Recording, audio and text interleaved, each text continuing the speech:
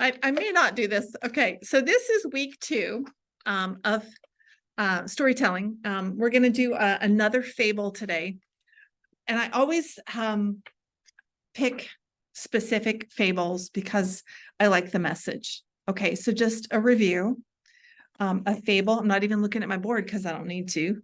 A fable is part of folklore. It is oral tradition. And what does that mean? Well, this is thousands of years ago in a time where we didn't have paper and pencil, much less internet, much less, technology to type it in. Stories were told at the dinner table, around the campfire. It was a way to entertain, right? Pass the time. But fables were really, really short. And they had a specific meaning. And the purpose of fables really is to make fun of human nature, our flaws. So there are 4 characteristics of a fable. The first one, and I'm going to go in back order, is of course humor. And today there's a little humor. Sometimes the humor is not like laugh out loud funny. The humor is more like, oh, that's funny that he did that, right? And today it's going to be that. The maxim, they're going to specifically tell you what the message was. And today's is kind of vague. So even though they tell you the maxim doesn't mean you kind of understand what it means. They kind of get you there, but maybe not quite. Anthropomorphic. Today is anthropomorphic. We have an animal in the place of a human, but the animal represents the human. So then the last one is symbolism. And in this story, this is called the peacock. We have these beautiful plumage of these colorful feathers, and they are symbolic. So we're going to talk about that. And the symbolism is when a concrete object, which in this case is the peacock feathers, takes on an abstract idea. Okay, here we go. The first one, the peacock. The peacock, they say, did not at first have the beautiful feathers in which he now takes so much pride. These, Juno, whose favorite he was, granted to him one day when he begged her for a train of feathers to distinguish him from the other birds. Then, decked in his finery, gleaming with emerald, gold, purple, and azure, he strutted proudly among the birds. All regarded him with envy. Even the most beautiful pheasant could see that his beauty was surpassed. Presently, the peacock saw an eagle soaring high up in the sky, blue sky, and felt a desire to fly, as he had been accustomed to. Lifting his wings, he tried to rise from the ground, but the weight of his magnificent train held him down. Instead of flying up to greet the first rays of the morning sun, or to bathe in the rosy light among the floating clouds at sunset, he would have to walk the ground, more encumbered and oppressed than any common barnyard fowl. The maxim, do not sacrifice your freedom for the sake of pomp and show. Oh, whoa.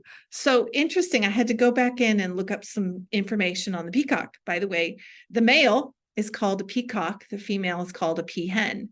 The male is the only one with the beautiful plumage. Did you know that? It's the male.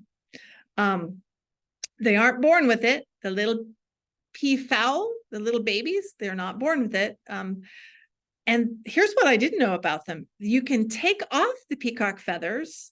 They fall out naturally and they grow back in. Well, I didn't know that either. I thought, I wonder if it's like, the shark fin when we did sharks. You cut off the fin, they're dead. Nope.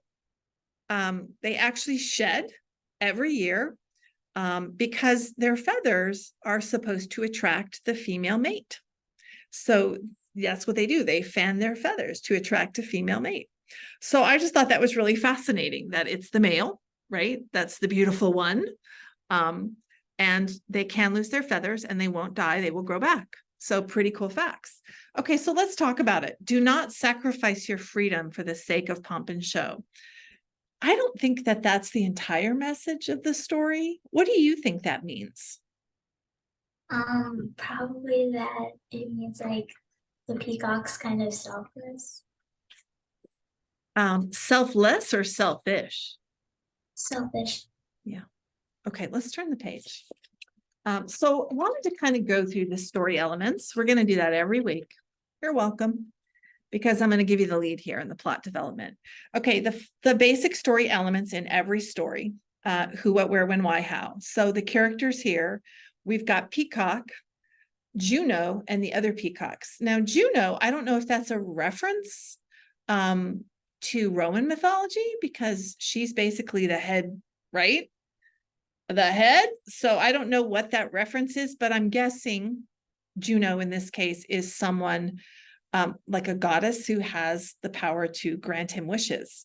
The plot development, what's happening in the story. We have the beginning. The peacock at one time was an ordinary looking bird who could fly. We know that he could fly, right?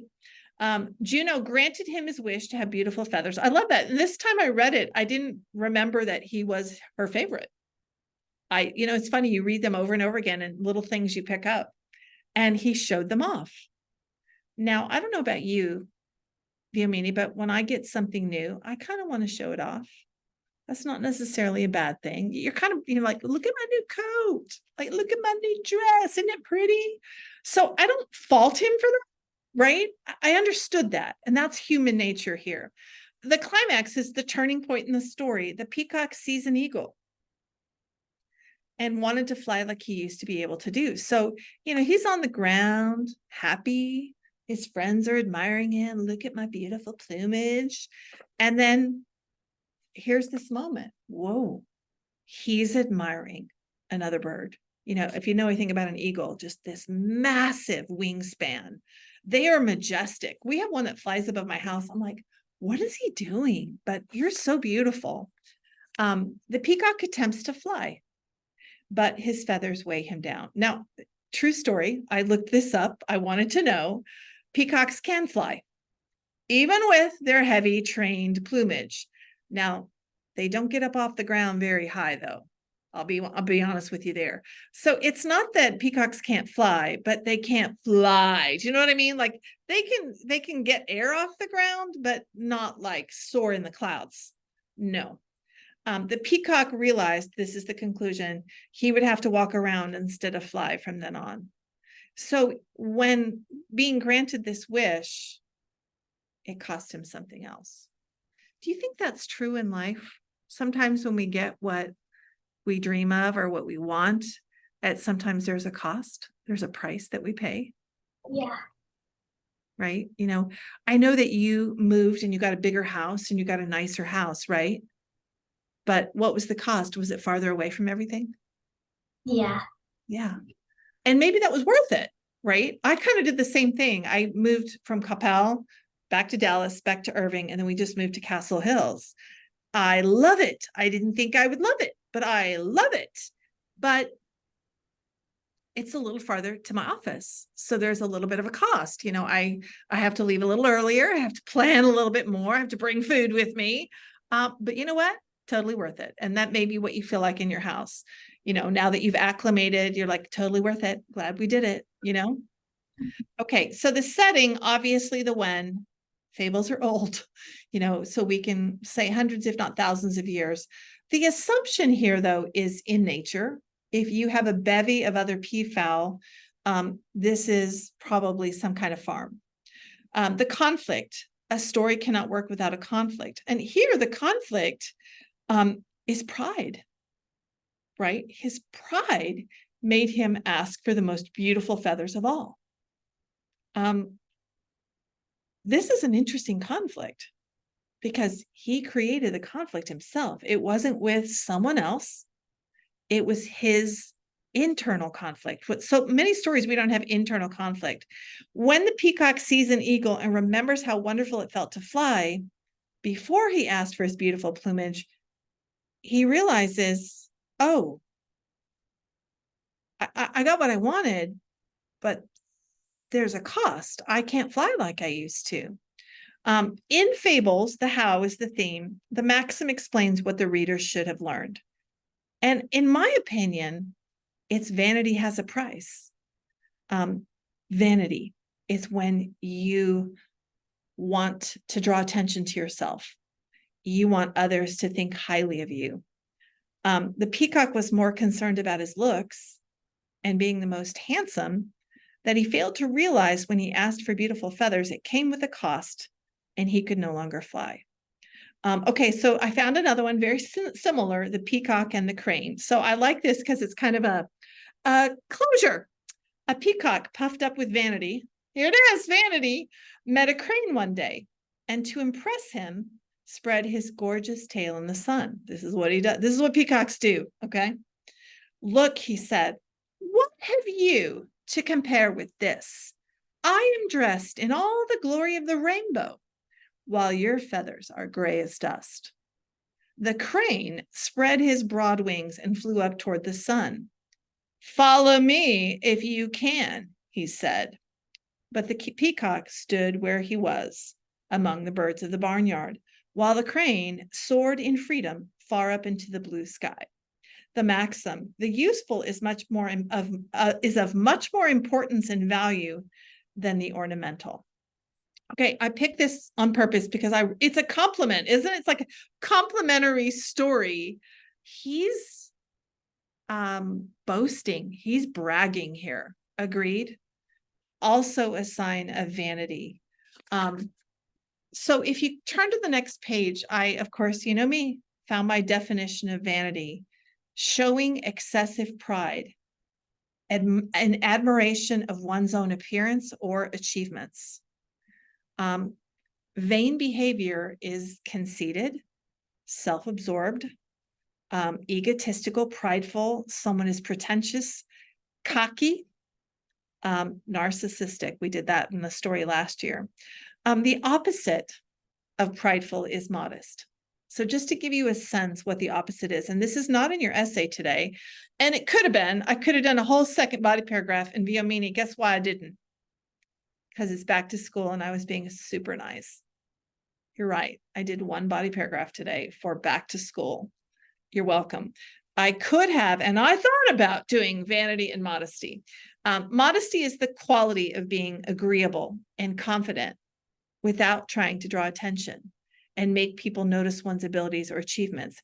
Socially correct behavior or attire representing traditional values. You know, someone who's modest lets their performance speak for themselves.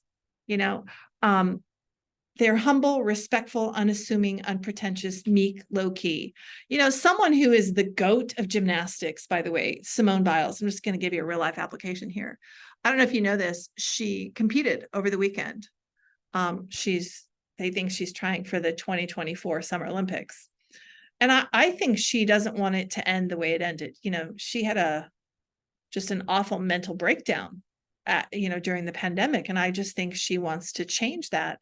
But I don't think she goes around acting like she's superior to the other athletes. Do you? I think she's pretty classy. So this is an example, Simone Biles, of someone who's considered the greatest of all time gymnasts. And she's not acting in a vain way. I mean, there's a difference between being confident and being prideful. All right, okay, so let's differentiate that. Let me give you another real world application. I don't know if you know this, but the United States women's soccer team lost on Sunday to Sweden, who probably will win the World Cup in a playoff round. And this ended their journey at the World Cup. Well, why is this a big deal? The women won the last 2 years. They won the whole thing. So their loss brought out a lot of hateful comments in the news. Why? Because some of the players on the women's soccer team used their professional influence, used their fame, if you will, in a way that upset other people. So former President Trump on Sunday tweeted this: many of our players were openly hostile to America. No other country behaved in such a manner or even close. Woke equals failure. Okay, don't condone what he said. But he does represent a lot of people who are glad they lost. I'm not. But when the women's soccer team won the previous 2 World Cups, they were on top of the world. After winning, players on the women's soccer team used their influence to promote their political beliefs. And I struggle with this one, Viomini. I think you have to use your power and your influence responsibly. right? Megan Rapinoe, captain of the team, used her fame to promote positive change. Let me tell you what she did for women in sports. Incredible. Rapinoe fought the United States Federation for women to be paid the same high wages as men's soccer players. She won. Women who play soccer are now paid fair wages in comparison to their male counterparts. This did not sit well with males who play soccer and believe they draw in more fans. They believe women shouldn't get paid. Okay, so she made some people angry. Not women, we all supported her, right? Unfortunately, other players chose to make the World Cup stage their political platform, which angered conservatives. As an example, several women on the soccer team decided to kneel during the national anthem to protest racial inequality. This led to backlash as many fans felt this timing was inappropriate. It drew attention to their cause instead of the competition. Elite athletes have a responsibility which comes along with notoriety and the power they are given. The U.S. women's soccer team felt pride in their previous 2 World Cup wins, and several players showed vain behaviors when they used their fame to promote their political agenda. As shown in the example above, when the U.S. women's team lost and failed to even make it to the finals, now their self-absorbed behavior is coming under attack. One wonders if players had been a bit more low-key or modest, despite their fame, perhaps there would not be as much resentment directed towards them now. Now, there's a way, right, to handle yourself and present yourself. So let's go to the last page. What are some ways children and adults show prideful behaviors when it comes to their looks? Well, we've done this one before. They purchase expensive designer clothes and shoes. You see a lot of Nike at school, right? They buy popular t-shirt logos. They wear popular sports brands, expensive technology, a lot of Apple, yes. They buy name brand expensive shoes, the Hoka, the On Cloud, the Nike.